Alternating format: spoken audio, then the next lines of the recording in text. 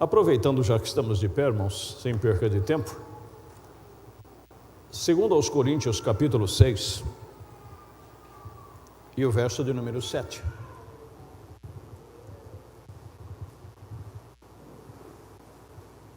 Segundo aos Coríntios capítulo 6 e o verso de número 7.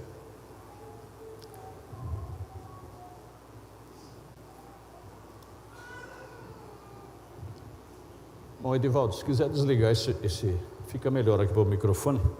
Se qualquer coisa esquentar, eu peço socorro, né?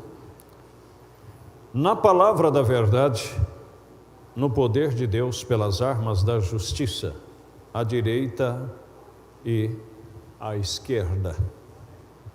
Deus Todo-Poderoso, abençoe e santifique e vivifique a Tua palavra, nesta oportunidade, em nome de Jesus Cristo. Amém. Irmãos, eu peço oração de cada um de vocês, podem se assentar, em prol da família da minha esposa, né? Nessa tarde, o seu irmão partiu desta vida, já há muito tempo, né, que ele estava acamado ali, com câncer, e nessa tarde ele foi recolhido. Após o culto nós estaremos indo até lá, e eu peço a oração de vocês também pela pequena viagem, também em prol de toda a família, né? Que Deus possa confortar e consolar, embora que já há muito tempo eles estavam sendo preparados para isso, mas nunca ninguém está preparado para uma ocasião como esta, né? Mas faz parte do percurso aqui. Paulo aqui dizendo que ele estuda e estava preparado na palavra da verdade, no poder de Deus, pelas armas da justiça, à direita e à esquerda. À direita e à esquerda. Há muitas coisas que ouvimos as pessoas indagarem, dizerem, e a gente só fica observando e pedindo graça a Deus. É normal você ouvir as pessoas dizerem: eu não preciso ir à igreja para ser um cristão. Eu não preciso fazer isso para chegar a isso. Existem as armas da direita, da esquerda, existe razões, existem questões para um lado e para o outro. Se você planta um pé de fruta, vamos dizer um pé de laranja, você não vai comer as folhas dela, mas sem as folhas você não vai ter laranja. Então, vir à igreja faz parte da sua vida espiritual. Existe a parte religiosa da vida, a parte devocional. E tem pessoas que dizem: eu não preciso disso. Precisa sim. É como eu estou dizendo, você não come a folha da planta, da árvore frutífera, mas se não tiver as folhas, não tiver aqueles pequenos galhos, inclusive até os espinhos, você também não vai usufruir dos frutos. Como também não adianta nada ter bastante folha, ser frondosa, se não produzir frutos. Então nem a direita e nem a esquerda. Então nós precisamos achar um consenso, precisamos achar o lugar certo. Como nós estamos inflamados aí pela política, a nação está passando por esse momento, está o país como um barril de pólvora, né? E se você não tomar cuidado, você termina se envolvendo, e nunca o povo brasileiro se interessou tanto por política como nesse tempo presente. Por um lado é bom, por um lado aprende, por um lado se desenvolve, mas por outro lado também, se for ao extremo, se enreda. E nós vemos a questão da direita, da esquerda, nós vemos a questão do capitalismo e do socialismo, tudo isso faz parte. Tudo isso faz parte. Nós vemos o legalismo e o liberalismo, tudo faz parte. Há tempo para todas as coisas. Compreende? Inclusive eu separei aqui na Bíblia, existe parte da Bíblia, por exemplo aqui em Lucas capítulo 19, se você parar unicamente por aqui, parece que Jesus Cristo era capitalista.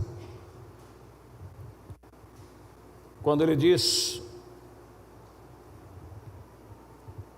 que um senhor partiu para uma cidade, para uma guerra, e repartiu seus bens aos seus servos, e quando ele voltou,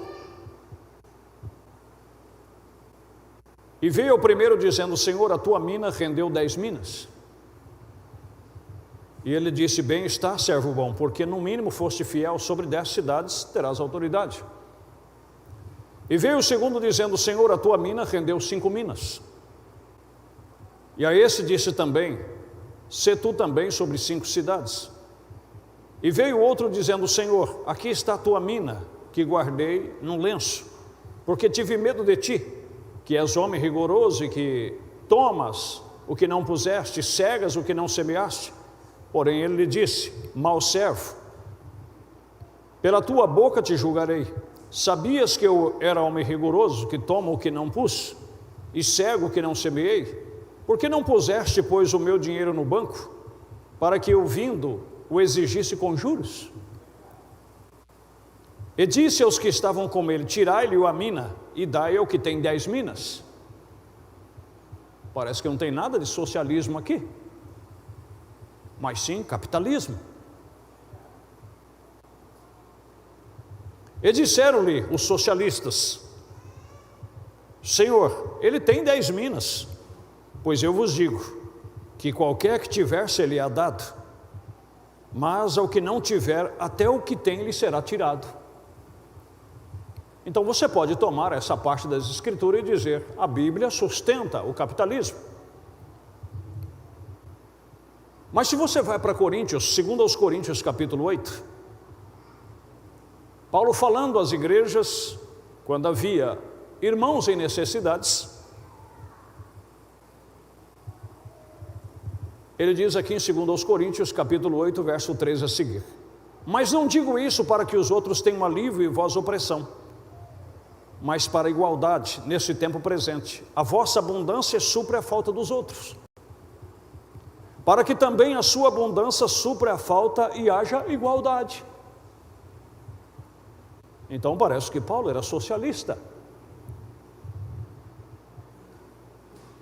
Como está escrito: o que muito colheu não teve de mais, e o que pouco não teve de menos.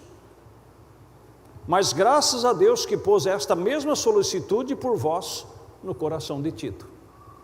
O que eu estou tentando dizer para vocês? Que ambos, socialismo e capitalismo, estão na Bíblia, mas cada um é aplicado da maneira correta e no lugar correto. Entende?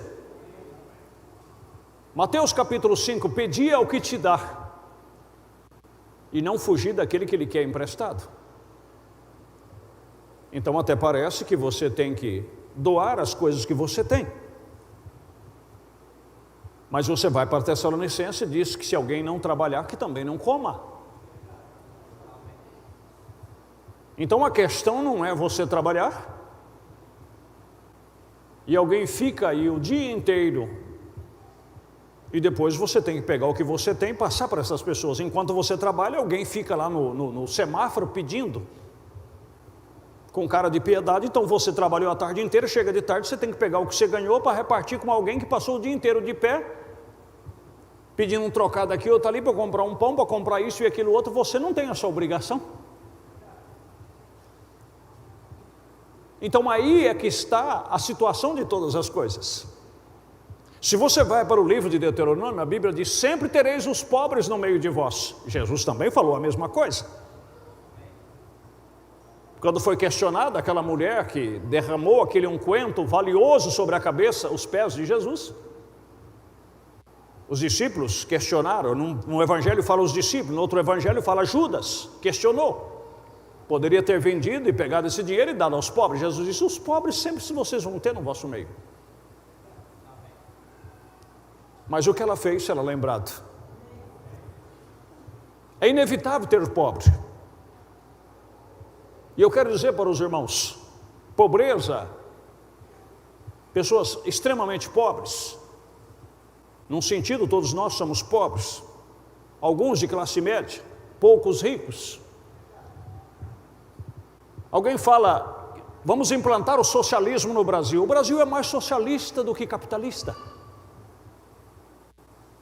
Vá no Paraguai e pergunta se alguém lá tem aposentadoria. Ou na Argentina, ou em qualquer desses países. Lá não existe pensão para viúva, lá não existe. As únicas pessoas que recebiam benefício do governo, e ainda atrasava, porque eu já estive várias vezes no Paraguai. Tínhamos membro ali em Sangapuitã, onde o pastor Denício atendeu muito tempo. Você sabe quem recebia aposentadoria do governo? Eram as pessoas que ainda tinham feito parte da guerra de Brasil, Argentina, Paraguai e Uruguai.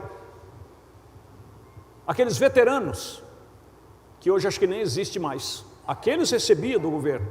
Lá não tem pessoas com 75 anos recebendo aposentadoria. Não tem pensão para viúva.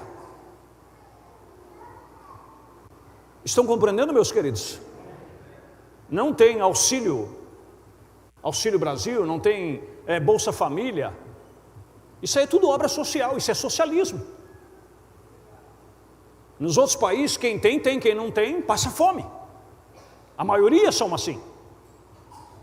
Então, se queira ou não queira, o Brasil é mais socialista do que capitalista.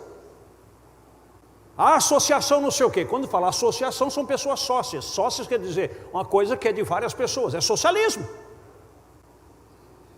E por outro lado, tem o capitalismo. Você tem liberdade para trabalhar e ganhar o tanto que você pode e empreender o tanto que você pode. Aliás, estamos num país maravilhoso. Eu estou falando isso, igreja, que nós vamos jogar isso para o espiritual. E para que a sua mente não seja deturbada nesse tempo presente. E não seja envolvido por político, mas envolvido pelo Espírito Santo.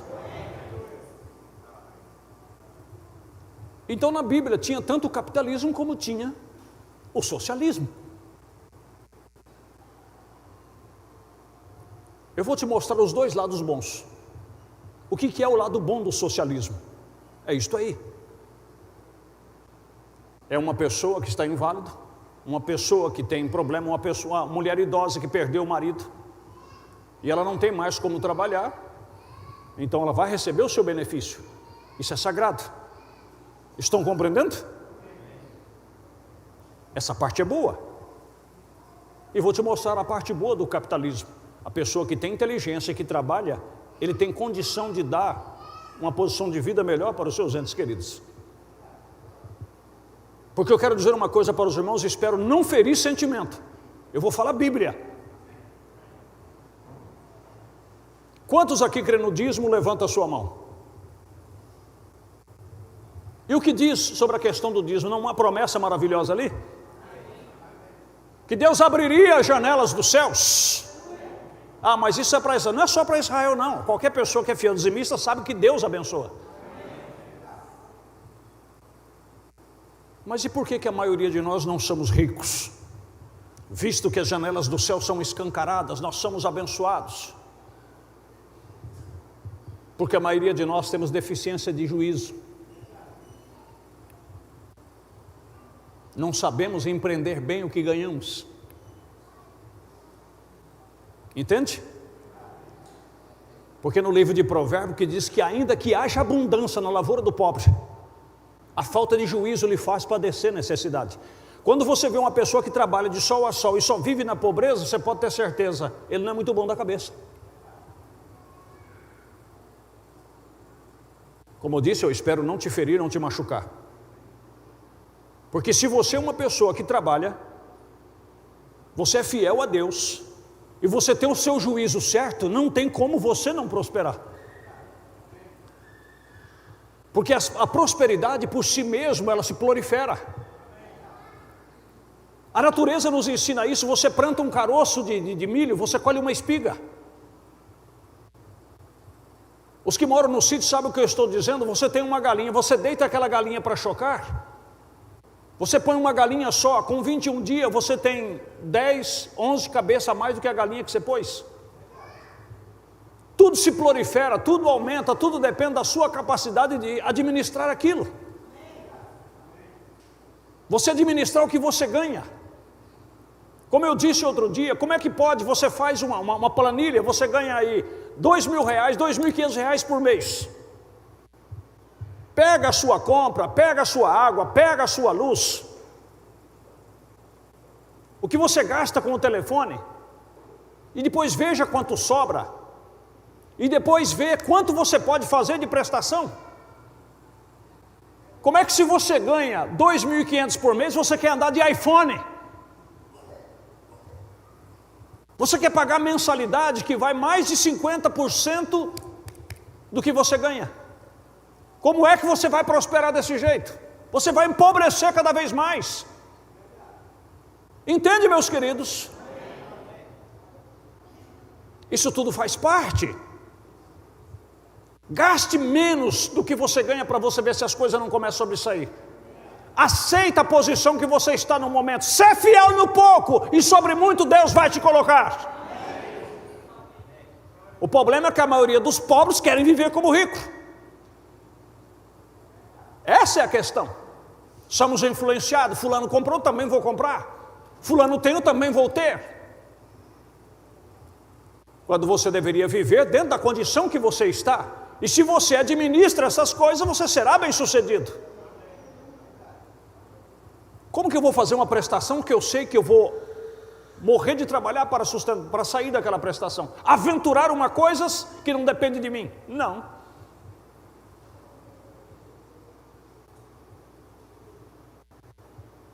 Então, meus queridos, esses dois lados existem. E eu quero que você entenda com todo o seu coração, como eu disse, eu espero não ferir os vossos sentimentos, mas falar estas coisas para vos ajudar. A direita e a esquerda. Tanto a extrema direita está errado, como a extrema esquerda está errado. A esquerda favorece a minoria. Qual minoria? Como falando, se fosse tratar das certas obras sociais, louvado seja Deus, é bom. Mas quando parte para o extremo está errado. A direita ajuda os princípios, os fundamentos, a família, isto e aquilo, mas se vai para o extremo também não está certo. Você não tem que pegar em arma para defender aquilo que é certo. Deixa o que é certo por si mesmo se resolver. Então todas essas coisas têm o seu devido lugar, tem a sua ocupação. Estão compreendendo, meus queridos? Mas tudo que é extremo, como diziam os antigos, tudo que é demais faz mal.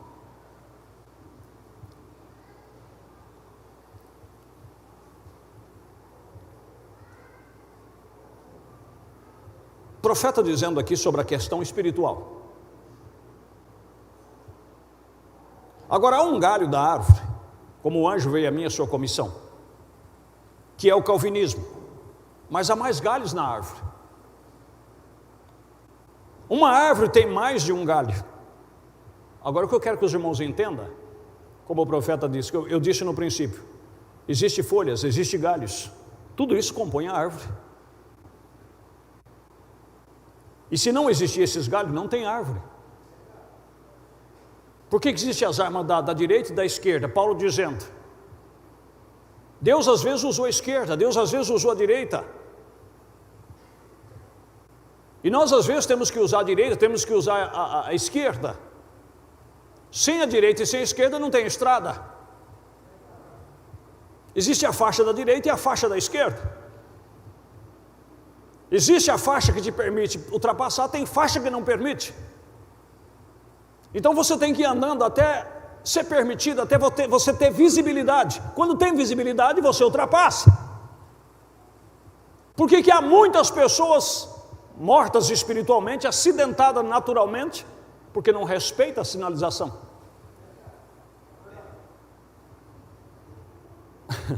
De vez em quando você pode até andar à contramão, quando há permissão para isso, para uma ultrapassagem segura. Oh, louvado seja Deus! Mas se você vai ultrapassar Por causa da pressa, com certeza você vai se acidentar. Mas mesmo com pressa, espere até que abra a oportunidade. Aí ultrapasse com segurança. Louvado é o nome de Jesus.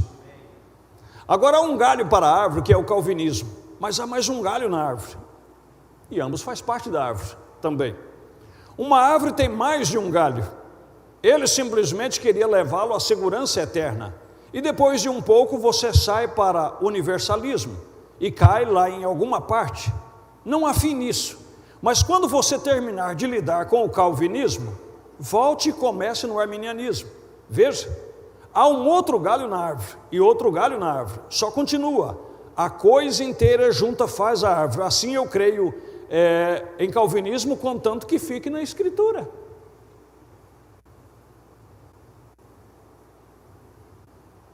Casamento de divórcio 54. Aquilo é justamente como é hoje em dia. Há dois grandes ensinos de doutrina na igreja.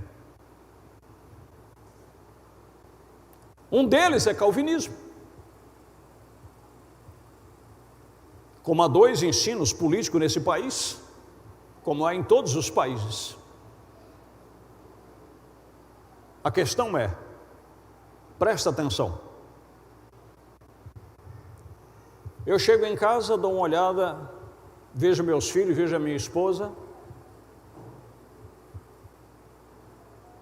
E às vezes por você trabalhar direito tem crédito. Você tem uma conta como eu tenho conta já há mais de quase 30 anos de conta. Graças a Deus trabalhando direitinho. Aí o banco te liga e diz: seu Paulo, o senhor está precisando de dinheiro? Será que eu estou ou não? Quem que não precisa? Seu Paulo, ó, nós temos um crédito para o senhor aqui de 100 mil para o senhor comprar um carro. Juro mínimo de 3%. O senhor não quer aproveitar a oportunidade? Eu oro para a minha Palio, já com quase 10 anos ou mais 10 anos de uso. Está dando uma boa manutenção já. Com ela e com mais 100 mil eu compraria um carrinho até melhor. E aí faço as contas, eu terei que pagar tanto por mês. Faço os cálculos, faço o recálculo. E outra coisa, há necessidade? Olho para casa e diz: poderia fazer uma reforma geral? Ó, tem um crédito para o senhor aqui também. Poderia fazer uma reforma? Há necessidade? Vou me submeter em conta? Vou perder a minha paz? Mas tem crédito. Estão captando? Há crédito? Aí alguém assume o país e diz, olha para os brasileiros e diz: os brasileiros têm que sair dessa vida. Então vamos pedir emprestado lá no Fundo Monetário Internacional, tantos bilhões lá, e vamos melhorar a situação do brasileiro. Mas quando você faz um financiamento,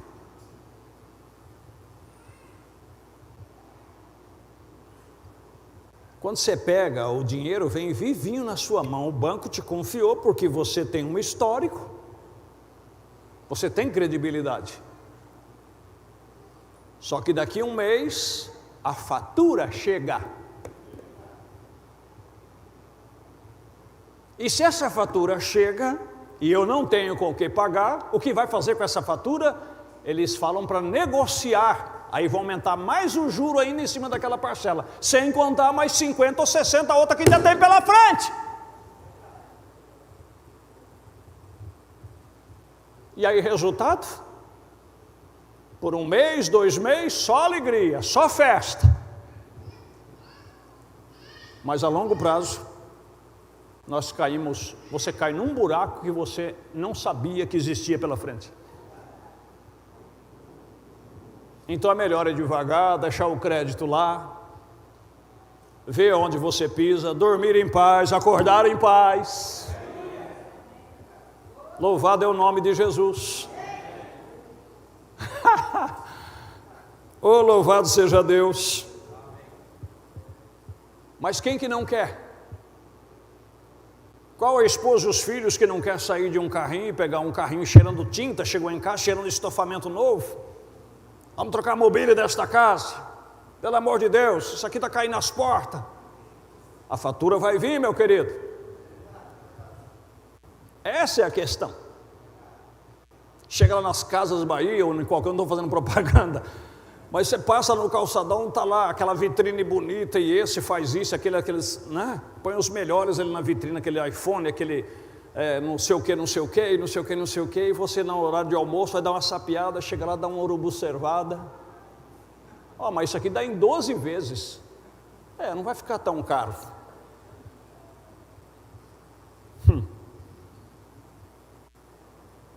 Devia ser proibido essas coisas. Ser proibido. Isso chama-se tentação para os fracos. Entende? Mas depois, meu amigo, a conta vai chegar. E quando a conta chegar, a responsabilidade é sua. Então eu digo para você, dizia o meu avô, mais vale um passarinho na mão do que 2 voando. Fica com o seu passarinho aí. E não cobiça os que estão voando, porque os que estão voando você vai ter que pegar ainda. Oh, louvado seja Deus. Então a mesma coisa é você ver promessas sendo feitas. Aqui ou ali, seja de qual candidato for, seja esses ou outros no futuro. Não, porque esse país tem que melhorar, porque o povo brasileiro tem que ter uma qualidade melhor de vida. Nós temos condição para ter uma qualidade melhor de vida? Se temos condição, vamos ter, mas e se não tem? Da onde vai sair esse dinheiro? Quem vai nos dar?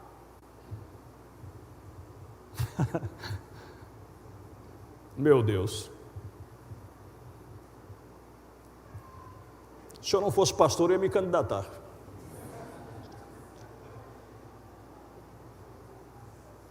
Acho que pelo menos meu voto eu tinha, né? Só para vocês não ficarem tensos. Mas vamos voltar à questão espiritual. A mesma coisa, meus queridos, é a pessoa apostar numa vida espiritual quando não depende dele. Deus quer trabalhar na sua vida. E Ele está trabalhando. Mas primeiro Ele vai ter que construir galhos. Ele vai ter que construir folhas. Ele vai ter que dar flor, para depois dar o fruto. Então, se primeiramente você não consegue nem ter a parte religiosa, você não consegue nem ter a parte de obrigações, como é que você espera ter frutos? Entende? Primeiro, esse pé de fruta, ele tem que produzir galhos, tem que produzir folhas, para depois produzir flor, e depois vingar o fruto. Então aquietai-vos e sabei que eu sou Deus. Espera no Senhor com paciência. Aquilo é justamente como é hoje em dia, há 2 grandes ensinos de doutrina na igreja. Um deles é calvinismo e o outro é arminianismo. Um deles é legalista, quer dizer, você fica numa parte, você fica nessa margem da estrada por um bom tempo. Porque não pode isso, não pode aquilo, não pode isso, não pode aquilo. Isso tudo faz parte das folhas, dos galhos. Amém? É a parte religiosa. Mas você não pode ficar só aí. Isso é Hebreus capítulo 6. Pelo que deixando os rudimentos da doutrina de Cristo, prossigamos a perfeição. E cadê os frutos? Porque o Senhor vai vir procurar fruto na árvore que Ele plantou. E toda árvore que não dá bom fruto, corta-se. Você vai ter que desocupar a terra. Aquilo é justamente como é hoje em dia. Há 2 grandes ensinos de doutrina na igreja. Um deles é calvinismo e o outro é arminianismo. Um deles é legalista, o outro é graça.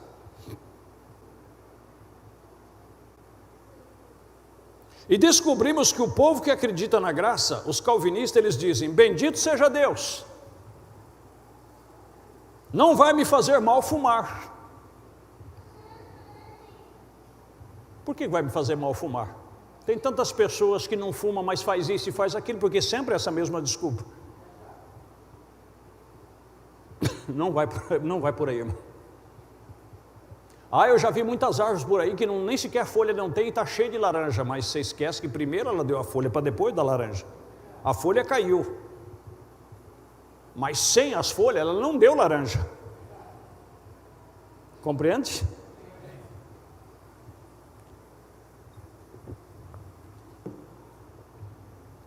Então as pessoas vão ao extremo. Não, porque o socialismo é bom, porque todo mundo tem que ser igual. Como assim igual?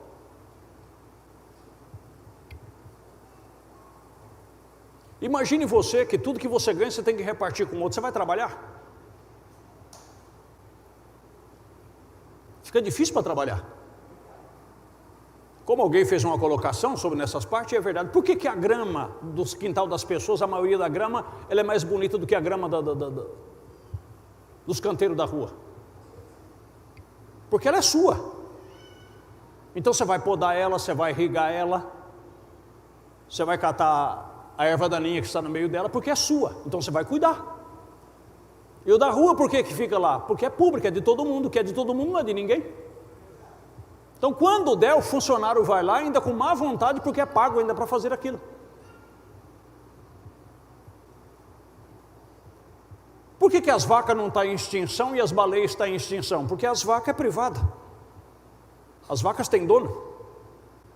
Então quem é o dono das vacas vai cuidar das vacas porque ele vai ter lucro com aquelas vacas. Agora a baleia não é de ninguém, é de todo mundo. Então cada um que puder vai matar e fazer um cambalacho lá para poder vender que é de todo mundo, que é de todo mundo, não é de ninguém. Então por um lado não funciona, mas por outro lado funciona. O capitalismo, por um lado, funciona. Todo mundo tem o direito. Mas existe o perigo também do monopólio. Criam, vamos dizer, as burocracias. Para quem tem, quem não tem, que se vire. Então existem os dois lados, existem os extremos. E no meio tem a coisa certa. Como nós vimos, ambos estão na Bíblia. Mas desde que seja operado dentro de uma maneira central. Louvado seja Deus. É como a Bíblia pede para você dar, mas olha para quem você está dando, porque se você não tomar cuidado, você em vez de estar ajudando, você está atrapalhando as pessoas. Mas por outro lado também, você nunca ter nada para ajudar ninguém, você também está num capitalismo extremo. Porque tem pessoas que têm necessidade que você dê. Então existe a direita e a esquerda. Então existe no espiritual o legalismo e o liberalismo. Aquilo é justamente como hoje em dia há dois grandes ensinos. Como alguém estava fazendo uma pergunta outro dia, eu vou dizer, por exemplo, vir à igreja é uma bênção. Hebreus capítulo 10, verso 25, não deixar as vossas congregações como são costumes de alguns. Mas você vir aqui na igreja simplesmente para preencher a cadeira também não está resolvendo para você nem para ninguém. Compreende, meus irmãos? Ao entrar daquela porta para dentro, quando você pensa desde cedo que você vai vir na igreja, você tem que estar sobre expectativa. Esse é um lado. Aí se cumpre o Salmo 122, alegrei-me quando me disseram, vamos à casa do Senhor, porque você já está sob expectativa. Agora eu vou pisar em alguns calos aqui, não a propósito, porque eu nem ia falar nisso, é Deus que está me tocando aqui. Eu não vou nem perguntar, porque eu não quero ferir nenhum sentimento, mas a maioria aqui não trabalha dia domingo. Eu não vou nem perguntar quem trabalha e quem não trabalha. Então vamos dizer que você acordou hoje 7 horas da manhã, hoje é domingo, você acordou 8 horas da manhã. Da 8 até o meio-dia tem 4 horas. E do meio-dia até as 6 horas, que é a hora que a porta abre, aí tem mais 6 horas. Para você escovar os dentes, para você tomar o café, para você fazer a comida, para você almoçar, para você descansar, dormir um sono e ainda chegar aqui na hora do prelúdio. E visto que a maioria ainda tem carro. Ainda que você gastasse 1 hora de viagem, faz as contas de quantas horas há. E como é que você me consegue chegar atrasado? Onde é que está a sua expectativa? E outra coisa, depois que entrou da porta para dentro, o que você veio fazer aqui? Como nós meditamos outro dia, como permanecer na presença de Deus e ser abençoado? Primeiramente, reverência. Com 2 asas cobriu o rosto, com 2 cobriu o pé, humildade, e com 2 voava, que era ação, clamando ainda, santo, santo, santo é o Senhor Deus dos exércitos. Mas quando entra da porta para dentro, em vez de cobrir o rosto, você descobre o rosto. Você sabe aquelas câmeras que é automática, que fica girando assim, filmando todo o movimento? Tem pessoa que fica assim, ele fica correndo. Se você perguntar para ele quem veio na igreja e quem não veio, ele sabe quem veio e quem não veio. Que roupa estava, quem cortou o cabelo, quem não cortou, quem está com a saia longa, quem está com a saia curta. E eu te pergunto, o que você veio fazer aqui? Sem contar, meus queridos, outra coisa muito importante. Entrou da porta para dentro, deixa que o seu rosto seja coberto e fique reverente. Se você não quer ler a sua Bíblia, feche os seus olhos e ore silenciosamente. Ou mesmo com os olhos abertos, com a cabeça abaixada, fica em concentração de fé, buscando a misericórdia de Deus, suplicando perdão pelas suas faltas do dia, preparando o ambiente para que você tenha um culto abençoado. Entende? Mas eu vejo pessoas que, por exemplo, está aqui dentro, com todo respeito às irmãs que têm os seus bebezinhos, chega uma mamãe com um bebezinho e senta perto dela, ela perdeu o culto, porque olha para esse bebezinho e fica, você não está num berçário, você não está numa creche, você está numa igreja. Ou então pega essa criança do colo da mãe, cheira essa criança e beija essa criança, porque você não toma vergonha na cara, você não vai caçar o que fazer. Me desculpa a franqueza, pelo amor de Deus, você está na presença de Deus. Para de chamego. E depois queremos ser abençoados. E tem mães que ficam como que apresentando a sua criança. Está vendo que meu filho é bonito? Irmão, para com essas coisas.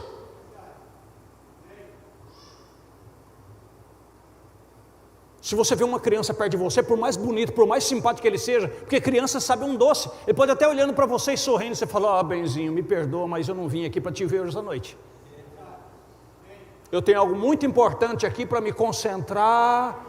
Eu passei o dia inteiro lutando, trabalhando, eu dediquei essas 2h30 entre prelúdio, entre cântico e louvor e pregação. Eu quero saber aonde Jesus está, sentir a presença dele, eu quero me conectar com ele. Mas aí você vai deixar um bebezinho te tirar da presença de Deus. Satanás é astuto. Ou vai deixar alguém que o diabo colocou uma resenha em você, e você olhou aquela pessoa, você perdeu o culto. Meu irmão, esquece isso.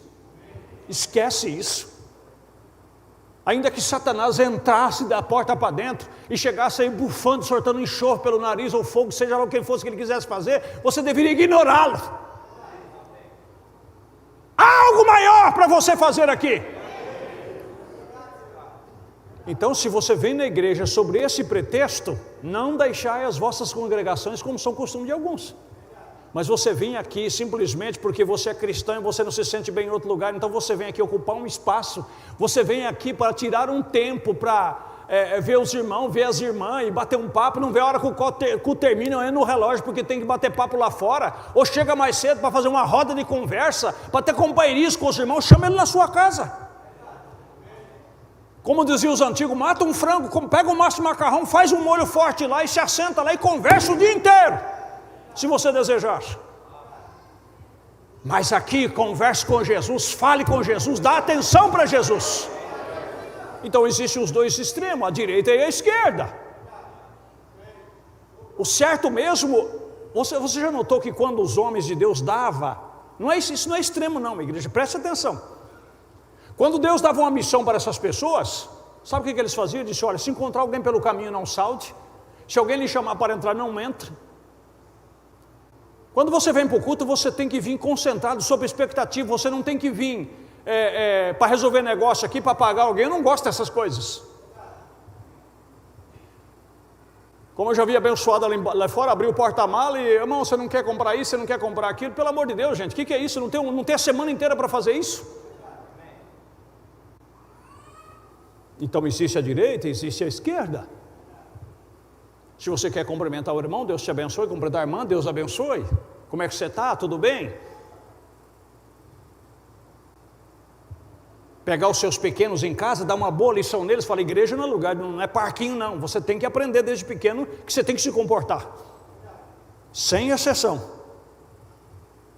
Seja filho do irmão que cuida do som, seja neto do pastor, seja sobrinho do pastor, seja lá do que for, até do pastor. Não tem exceção não. O negócio é o seguinte, ordem é ordem, tem que ser obedecida. Se é eu que entrar aqui e começar a bater papo com o irmão Carlinhos aqui, um diácono tem que chegar em mim, pastor, o senhor está distraído, mas... O senhor me perdoa, pastor, mas o senhor está distraído e o senhor... irmão, estamos na igreja, me desculpa, irmão, me perdoe. Ele está no direito dele. Você desde que ele fala educadamente comigo. Mas aí, pastor, mas o culto não começou ainda, irmão, mas esse lugar que foi consagrado para um único objetivo. Só se conversa aqui dentro o necessário. Não, mas é porque nós estamos discutindo sobre esse assunto. Faça um grupo hoje, tem um WhatsApp que dá para fazer um grupo, vocês podem conversar o dia inteiro, mandar áudio um para o outro e resolver todos os seus problemas. Aqui não é lugar de bater papo e de resolver problema. Deus tenha misericórdia.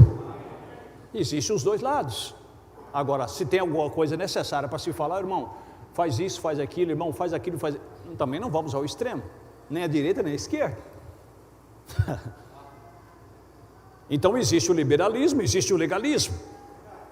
Aquilo é justamente como é hoje em dia. Há dois grandes ensinos da igreja no dia de hoje. Um deles é calvinismo e o outro é arminianismo. Um deles é legalista e o outro é graça. E descobrimos que o povo que acredita na graça, os calvinistas, eles dizem, bendito seja Deus, não me vai fazer nenhum mal fumar, não me faz o mal beber, eu posso fazer estas coisas, eu tenho a segurança eterna. Qual segurança? Então encontramos o outro lado, os legalistas, que diz, eu gostaria de xingar-lhe, eu gostaria de mostrar o que penso, porém eu sou um cristão e eu preciso me manter quieto. Então os dois lados, nem a direita nem a esquerda, ambos estão errados. Primeiro, seja ovelha, depois a lã. Amém, meus queridos? Mas lembra-se, a lã também tem um tempo para crescer. Então são essas coisas, meus queridos, que nós temos que aprender. As armas, tanto da direita como da esquerda, todas elas são necessárias. São essenciais, mas não vamos aos extremos. Tá bom, meus queridos? Eu espero que vocês não saiam com ressentimento, mas guarde isso no seu coração, pois o meu desejo é que você seja abençoado. Seja abençoado. E que essas coisas fiquem dentro da sua alma e que você não despreze, porque eu tenho certeza que Deus queria que você ouvisse isso aqui nesta noite. Ponha Deus em primeiro lugar, faça essas coisas e você vai ver como é que Deus vai começar a trabalhar na sua vida, desde o material, em todos os aspectos. Ponha a sua vida em ordem, conecta-se aí. Dá prioridade a Deus, como eu estou dizendo. Irmãos, a questão não é só vir. Eu já ia terminar, mas deixa eu dizer mais uma coisa para você. Deus não precisa da minha adoração pela metade, Deus não precisa da sua adoração pela metade. Você sabia que há milhões de anjos diante da presença de Deus? Se contando o nosso tempo aqui, dia e noite, dizendo, santo, santo, santo é o Senhor Deus dos exércitos. Para Ele vir aqui, onde estiver 2 ou 3 reunidos em meu nome, ali eu estarei, para chegar aqui e ver eu e você com um deboche aqui dentro.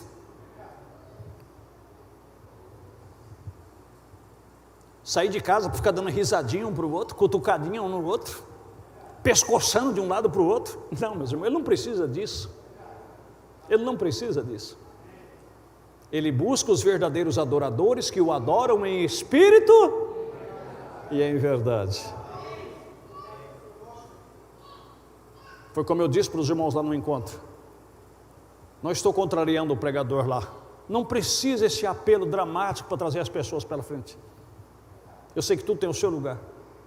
Não precisamos ficar 1 hora, 2 horas insistindo para que as pessoas vá à frente. Não tem necessidade disso. Se a presença de Deus está num local, às vezes só tocando, olha para você ver o que é. Se você entra por aquela porta, conectado no Espírito, entende? O outro também conectado no Espírito, você entra por aquela porta e você fica ali em reverência, orando e lendo a sua Bíblia, aquilo atrai o Espírito Santo. No caminho de Emaús, os discípulos iam falando acerca, e o mesmo Jesus se aproximou dele. Se você está aqui, você começa a ler a sua Bíblia, você começa a orar em Espírito e conectar com ele, o outro do seu lado também, o outro do seu lado também. E outra coisa interessante, irmão, isso não é fanatismo não, isso é o assim diz a palavra de Deus. A partir do momento que você entrou daquela porta para dentro, olha o que você fala, olha a maneira que você olha, não vá no banheiro desnecessariamente, não vá naquele bebedouro por fobia, porque o lugar que você pisa é terra santa.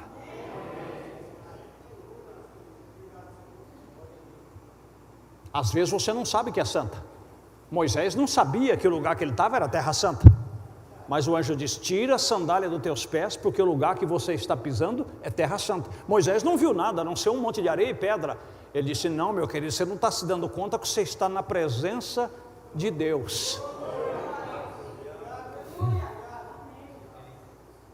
Josué de repente acordou de manhã, deu uma andada pelo arraial, tem um camarada lá com a espada fora da bainha assim.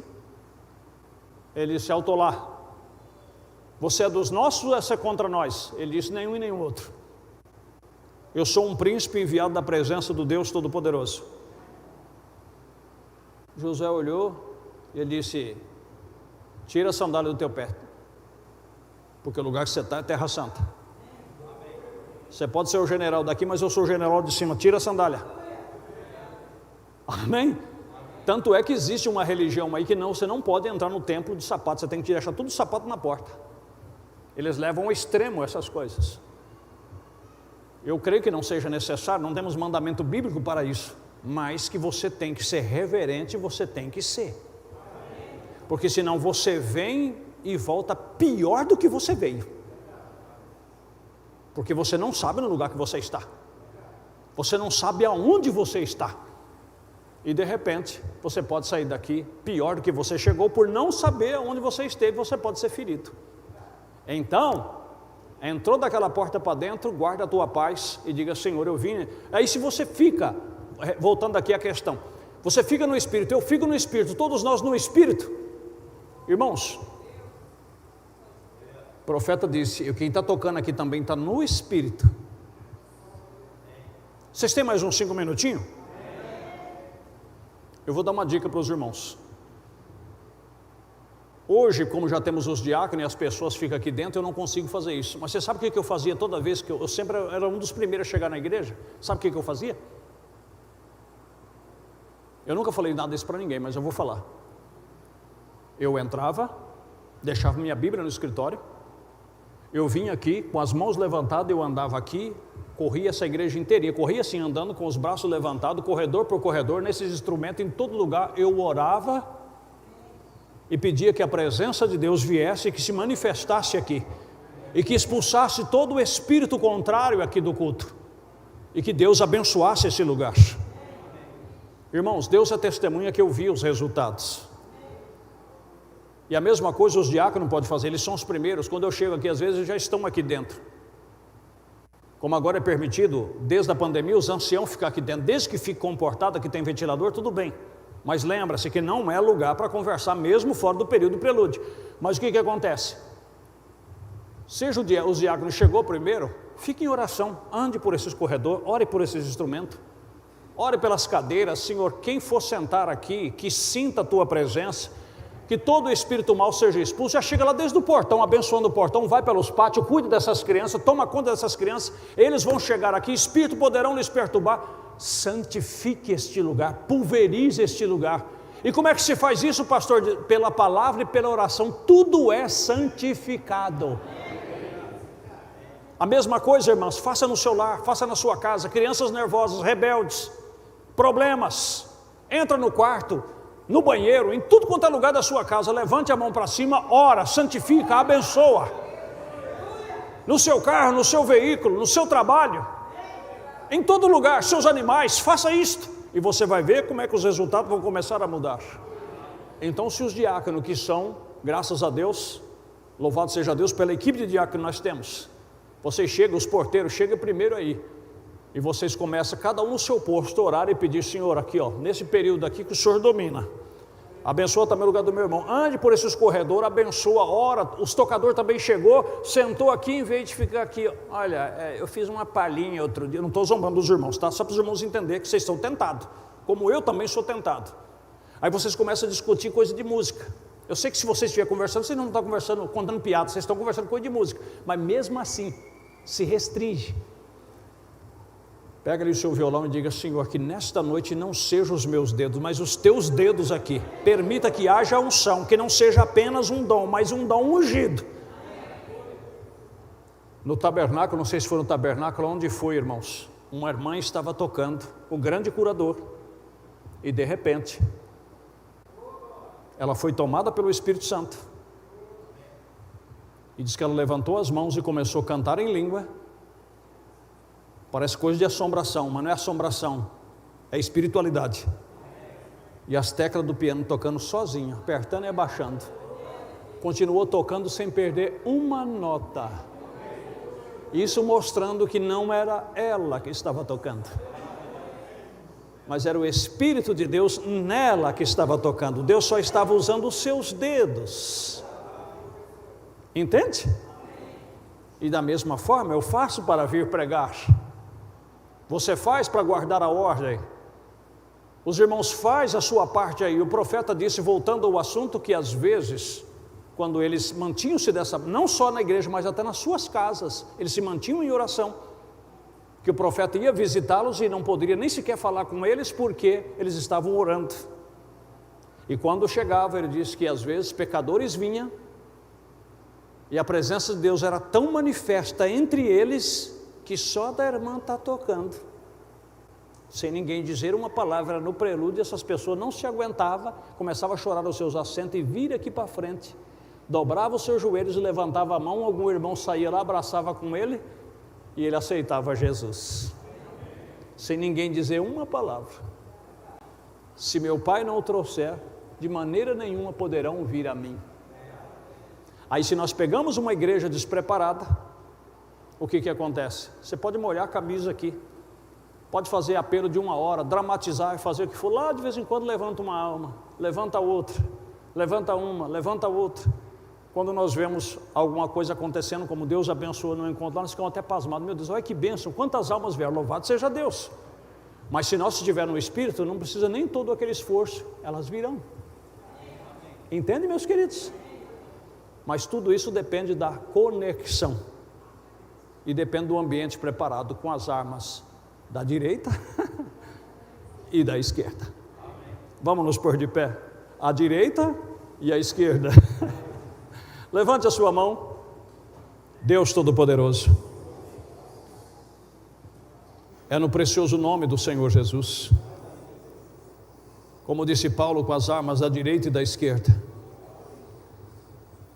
Quando sairmos de um galho, Senhor, que não venhamos cair, mas voltar para o outro galho. Quando chegarmos num lugar onde não temos mais escritura, nós voltamos para a escritura. E que nós não vamos aos extremos. Que sejamos uma igreja abençoada, um povo abençoado.